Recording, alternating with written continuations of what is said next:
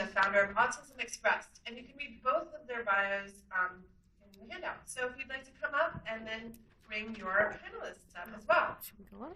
Yeah, what should I do with my stuff? Your water with you, or I'll carry it. Okay. Should I leave this here? Excuse me, I have a question.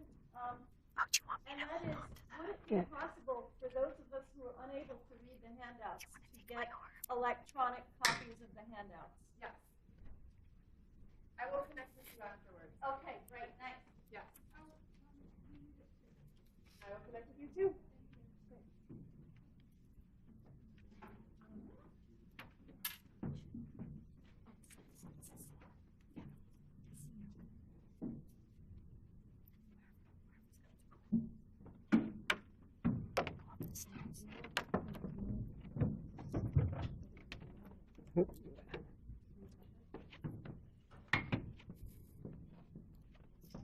While we're getting set up, we're going to have the panelists introduce themselves, so you don't have to read their bios right now. And I guess maybe Michelle and I can introduce ourselves very, very briefly. So I'm Tom. I have a startup company called Robotics.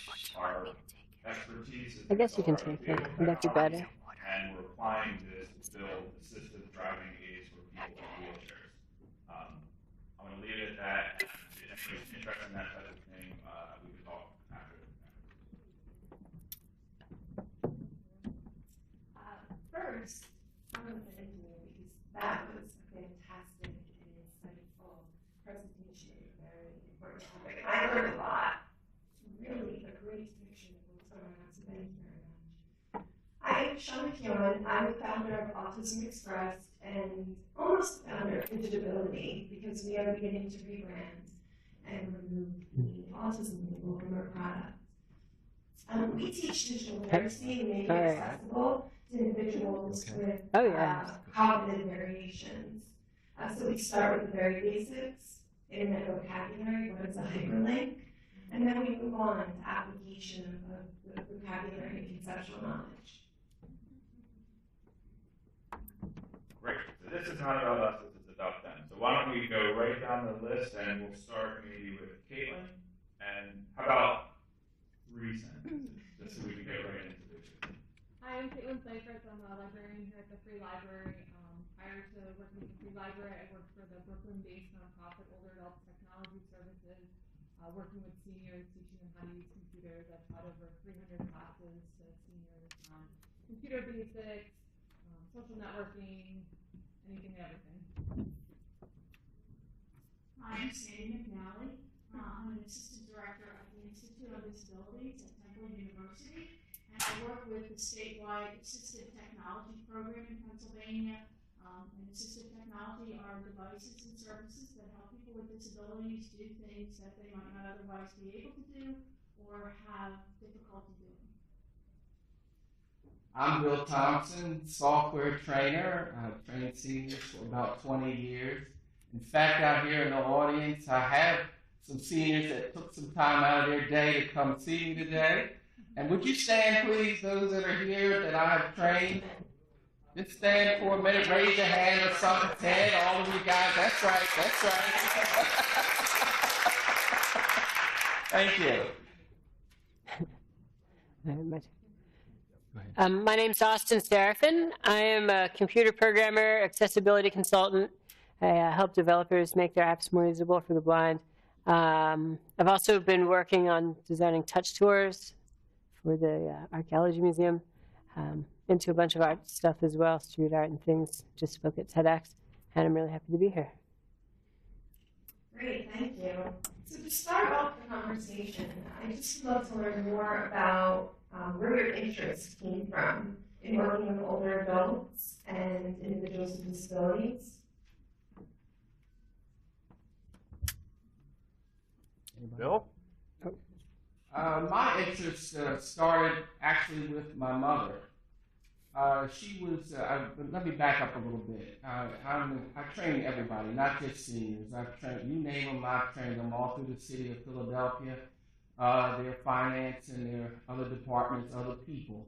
So when I came to see my mother one day, she was very excited about what she was learning in the computer class that she was taking down at the center. And she began to show me what she was learning. And I discovered very quickly that they weren't teaching her much of anything. She was very excited about what she was learning because it was new to her. But it wasn't based on the reality that people have to face when they use the computer. And so I sat down with my mother and began to show her some things. And I began to patiently just help her to discover some things. And she looked at me and said, "Son, would you please do me a favor and do this for some of the seniors? Take some time for them too."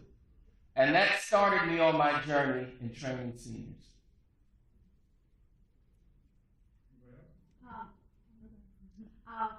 My personal journey started as the parent of 2 children with disabilities who are now young adults who are technology users and also use low-tech things to function independently. So me working with seniors kind of happened somewhat randomly. I never thought that I would work with seniors, hadn't really given it much thought, but when I was going to library science school, I was looking for an internship, and I found older adults technology services, and kind of was excited about the idea of helping people access technology, not really thinking about how old they were. But as I got to work more with the seniors, I was really inspired by not only their abilities, but their desire to learn, to stay on top of what was exciting and what was new. Nobody was forcing them to take these computer classes. They were there because they wanted to be there. And that was really inspiring, and it made me excited to teach them anything that they wanted to learn. Great. So part of this event is to be able to, to create awareness and reach out to a larger developer community, technologist community. But my background as a technical person, when we build products or services, we really need to understand what problem are we trying to solve. So what resources are available for maybe technologists that aren't in this space today? How can we learn about what needs to be built and what's available to us? Maybe Austin, you want to start? Okay, from a developer point of view, if you want web stuff, there's WebAIM. That's a good tool.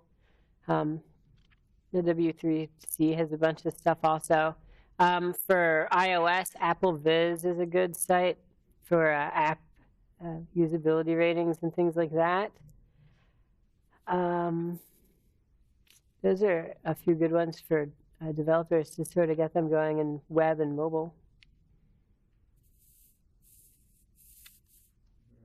Bill, do you have any insight on that? As to how can somebody get involved that could potentially help? Not really. Okay, fair enough. I think that your state assistive technology program can give you some resources. I know that there's some national organizations that are looking into apps for people with disabilities for different functional needs. There's some national grants and programs that are already working on this. So we can offer you some direction on where to go to get some support and some information, and as technical as you want to get. Thank you.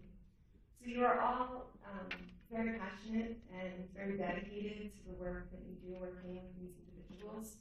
I think it would be interesting. I think we always say this is the benefit, this is what we think is important. But in working with the people that you work with, what do they tell you is the number one benefit, or what is the biggest thing that they're getting out of their work with you? I think a sense of self-worth, a greater sense of an ability to communicate with others. You have to put yourself, I've always said that you need to understand the audience that you are dealing with. Seniors basically come in 2 categories that I've discovered. And you have the ones who are, let's say, 55 up to about 65, and then you have another group about 65 and up. They're 2 entirely different groups. And the first group is struggling, they're using the computer, but they're struggling along, learning some of the new things. And then you have the group that's 65 and above, who are totally afraid of the computer, totally fearful, have been beaten down. When people show them things, they show them at a pace that they can't catch up with. And some of the things that are going, they're made to feel like they're no longer viable, if you will. You have to meet them where they are and understand that in order to bring them to where they want to go. And what I want to say is that it has nothing to do with intelligence. We have a lot of some thought here that because a person has gray hair, they suddenly become senile. And it's not true at all.